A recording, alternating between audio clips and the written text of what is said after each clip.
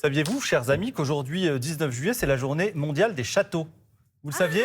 Non, je Eh ne bien, je savais vous pas. l'apprends. Et il est tout à fait logique, de fait, que notre invité de 8h15 soit spécialiste des têtes couronnées.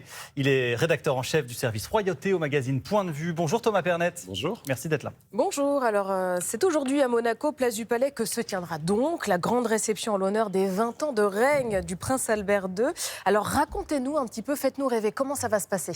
Alors, écoutez, on n'a pas beaucoup de détails encore. On sait qu'il va y avoir une grande manifestation populaire avec l'arrivée de la famille princière au grand complet à 19h. Tous les monégasques sont invités. Il y aura un cocktail, visiblement, comme pour les 10 ans, il y a tout juste 10 ans. Et puis, on nous annonce une surprise vers 21h. Est-ce que ce sera un concert? Pareil, pour les 10 ans, c'était Robbie Williams. Je vous laisse faire des pronostics si vous avez une star préférée qui pourrait être sur le rocher ce soir. Beyoncé. Ah ouais, Ouais, Beyoncé. Beyoncé. Et Je pourquoi vous pas laisse Céline Dion? Céline Dion, la ouais, paternité de la rumeur. Je vous expliquerai à Monaco ensuite. Donc, 20 ans que le prince Albert II règne donc sur Monaco. Pourquoi est-ce qu'on fête les 20 ans et non pas les 25? Parce qu'en principe, on fête un demi-jubilé, puis un jubilé. C'est bizarre de fêter C'est une très les bonne question, j'ai pas de réponse. Je pense qu'ils aiment beaucoup faire la fête. Oui, c'est ça. Je ne sais pas, j'espère qu'on fêtera les 25 ans aussi. C'est vrai que d'habitude, c'est le jubilé d'argent 25 ans. Ouais. Écoutez, je pense juste qu'ils Plaisir ont envie de d'offrir, faire ça. quoi. Voilà. Je me suis même pas posé la question en venant ce matin, en fait. J'étais tellement content. Bah, vous la poserez en repartant. Ah bah voilà. C'est pas mal. Alors en réalité, la célébration se fait ce week-end, mais son intronisation symbolique, dont on va revoir les images, a eu lieu le 12 juillet 2005. Quelles sont les décisions et les faits marquants de ces 20 dernières années? Écoutez, je pense que le prince Albert II de Monaco s'est mis dans les pas de son père, le prince régnier, le prince bâtisseur. Donc il y a vraiment quand même toute une politique d'extension sur la mer. Vous savez, c'est un tout petit pays, je vous apprends rien, 2 km². Il y a eu un grand chantier immobilier avec un nouveau quartier, Maréterra, qui a été inauguré il y a peu, 6 hectares de plus. C'est aussi un homme qui a l'écologie vraiment à cœur. Donc c'est un homme qui a créé la fondation Albert II de Monaco, notamment sur la protection des océans. Il y a aussi, bien sûr, une volonté de modernisation, de donner une autre image. Monaco, c'est à la fois le glamour, mais il y a eu aussi une image parfois plus négative. On pense bien sûr au paradis fiscal, etc. Donc des opérations de transparence avec plus ou moins de succès.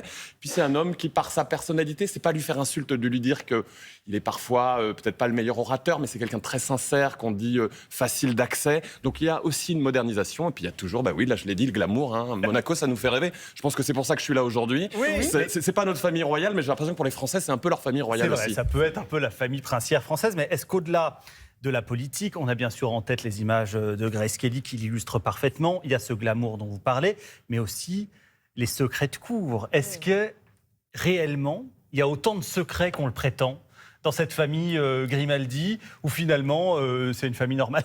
Je ne sais pas si les familles royales sont normales. Très honnêtement, je ne sais pas quand vous naissez dans ces familles, quand finalement vous êtes destiné un jour à régner, quand bien même, une fois de plus, c'est un petit État, un petit pays. C'est un tel soft power, Monaco. Je ne sais pas s'il y a vraiment une vie normale, même pour leurs enfants. Vous me demandez ce qu'a réussi le prince Albert II. On parle de politique, ou du moins de développement et de soft power, d'image de la principauté, mais c'est aussi réussir dans sa vie de couple, réussir dans sa vie de famille. Aujourd'hui, il y a 2 jumeaux, les jumeaux princiers, qui sont les héritiers, le prince Jacques et la princesse Gabriella.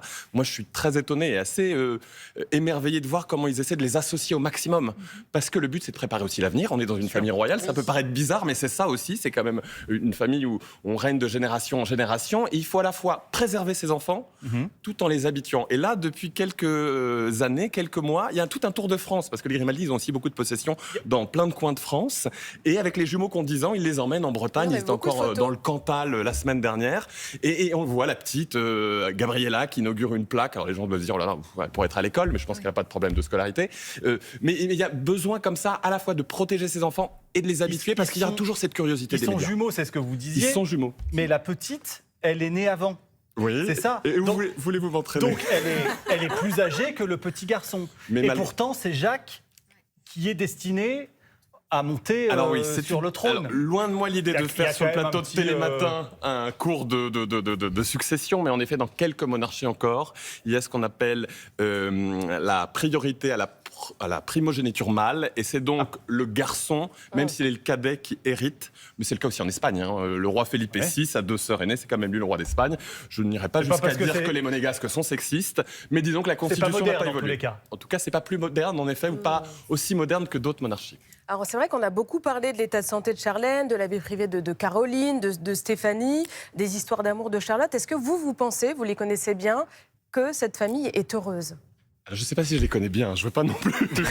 On n'a pas élevé les cochons ensemble, comme on dit. Je pense que comme dans toutes les familles, ça peut être compliqué. En effet, vous parlez, il y a eu une année difficile pour la famille princière, notamment 2011, avec la princesse Charlène qui a été longtemps retenue en Afrique du Sud, officiellement pour une grave infection ORL. C'est vrai qu'il y a eu beaucoup de rumeurs, les plus folles, les plus incroyables. Ça fait aussi partie finalement de ce qui attire, amuse les médias, et c'est un peu triste parce que le but c'est quand même de vendre du papier ou de faire du buzz sur des rumeurs et des fausses rumeurs. Moi je vois aujourd'hui que c'est une famille qui est très heureuse. Je parle Charlène n'a jamais été aussi éblouissante. Loin de moi l'idée d'en faire juste un porte-manteau et dire que c'est juste que les femmes doivent être éblouissantes, mais c'est une femme qui a trouvé sa place sur le rocher, qui a une fondation et qui est merveilleusement belle et très appréciée des Monégasques aussi. Elle a l'air d'aller très très bien, ils ont l'air d'aller très bien, et c'est pas tant un couple qu'un quatuor.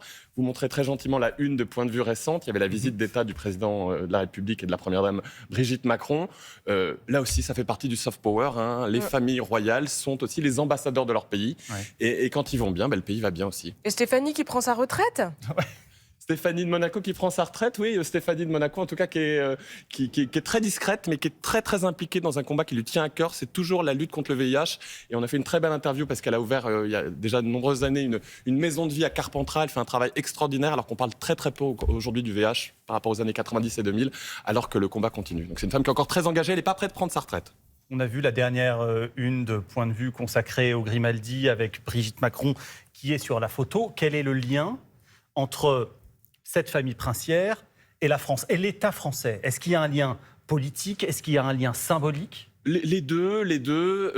La France est la grande sœur de Monaco. Vous savez que si demain il devait y avoir un conflit, c'est la France qui assurerait la sécurité, la protection de la principauté. Il y a eu des moments difficiles dans l'histoire entre les deux pays. Il n'y avait pas eu de visite d'État d'un président français depuis 1984, depuis François Mitterrand. Donc là, il y avait aussi un événement qui était très important en marge, ou plutôt juste après, c'était le sommet des océans à Nice. Donc, c'était Comment on explique qu'il n'y ait pas eu de visite jusqu'à maintenant? Je pense que ce n'est pas la priorité de certains présidents français, je ne citerai personne. Vous pensez que ça envoie une image Oui, ça peut. Je pense que Monaco a aussi beaucoup travaillé sur son image et qu'aujourd'hui, c'est une image grâce au prince, grâce au combat sur les océans, grâce aux nouvelles technologies qui est peut-être plus reluisante. Et puis je pense que ça dépend aussi des relations entre les deux hommes. Et le président français et le prince Albert II s'entendent très très bien. Ça se voit sur les images. Quand on les voit tous les deux, ils ont l'air de bien rigoler au-delà de la politique. Merci beaucoup Thomas Ternet d'avoir été avec nous. Alors on rappelle que votre livre Robe de princesse, le style Windsor, c'est chez EPA. Prochain numéro de Point de vue, ce sera en kiosque dès mercredi. Est-ce que ce seront les Grimaldi en une du prochain numéro de Point de vue? Je ne vous le dis pas, mais il y a beaucoup de chance. Oui. Il y a vraiment beaucoup de chance. On va scruter ça. Merci beaucoup Thomas d'être venu sur le plateau de Télématin.